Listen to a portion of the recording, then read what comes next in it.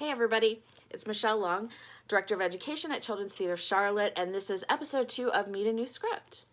This is a musical as well, as the first one that we did. This is Jane Eyre musical drama, so this is something that maybe a high school might look at. It's a period piece. It's based on the Charlotte Bronte novel, so it is an adaptation of that book to a musical form. It's by John Caird and Paul Gordon, music and lyrics by Paul Gordon, vocal and incidental music arrangements by Steve Tyler, book and additional lyrics by John Caird, and orchestrations by Larry Hochman. You can get it through MTI if you want to get a perusal script, and definitely listen to the music because the music is just absolutely gorgeous. A few things that I really love about this particular musical. Well, number one, it's a period piece, and I'm a sucker for period musicals. But on top of that, one of the things that I really love are the number of female characters that are in the show. Additionally, the fact that you are seeing Jane Eyre as a young girl and also as an adult, and they're sometimes on stage together, and the scene that we're gonna share is one of those. So it's not just one person who gets to play the lead, but two people actually get the lead role in the show, which I think is also really cool.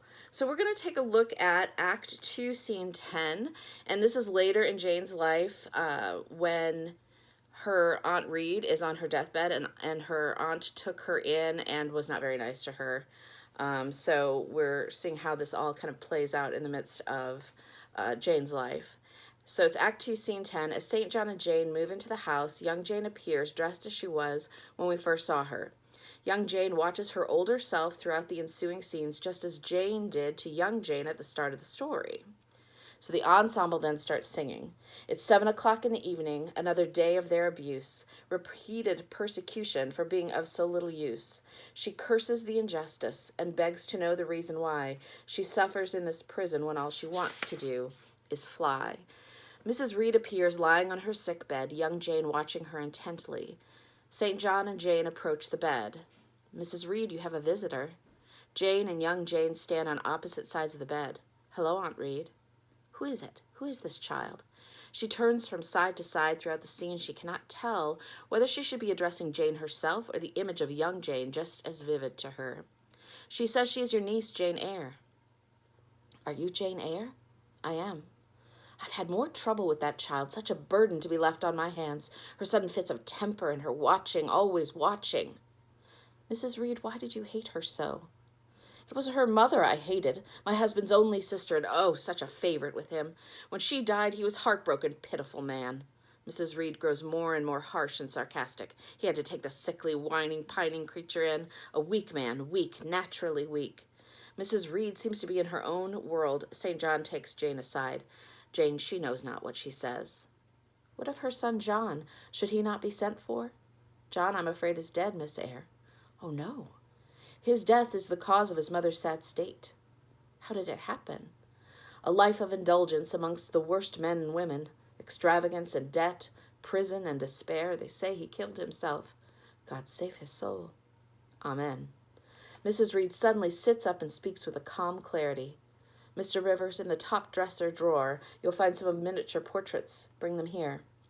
St. John leaves. Mrs. Reed turns to Jane. Jane Eyre, come closer. Jane sits on the bed by Mrs. Reed. Do you despise me, child? St. John returns with 2 small portraits. Give them to Jane Eyre. St. John gives Jane the portraits. Music begins as Jane examines them. Who painted these portraits? Your mother painted them. My mother? A sudden dawn of understanding. These are my parents? Yes, child. My mother and my father. Why did I never see these before? Your uncle sent them to you. My uncle? Your uncle in Madeira, your father's brother. He wanted to adopt you and comfort you and cherish you. Her voice starts to rise as she grows more and more impassioned. And leave you all his money. I told him you were dead. She laughs and her eyes gleam as she continues. There was a typhus at Lowood School. Many of the pupils died, but you didn't die. But I said you did, and I wish you had. You should have died. But why, Mrs. Reed, why? Because you so despised me. When you told me that day you hated me so in front of the school, in front of my son, you must think no more of it.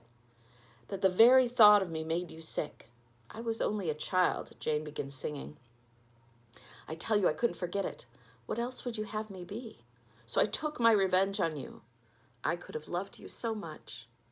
Now you watch my death with joy. If you had only loved me, pure joy. Forgiveness is the mightiest sword. Forgiveness of all of those you fear is still the highest reward. I've cheated you. I do not hold a grudge. No, you must. These are the things of the past, Jane sings. I've robbed you of any chance of happiness. Jane sings, and for your soul to be free, you must accept this at last. Forgiveness is your only way free. I don't know, pretty intense scene, but really beautiful too. And I just encourage you to listen to the music as you read through the perusal. And here we are. You've met a new script.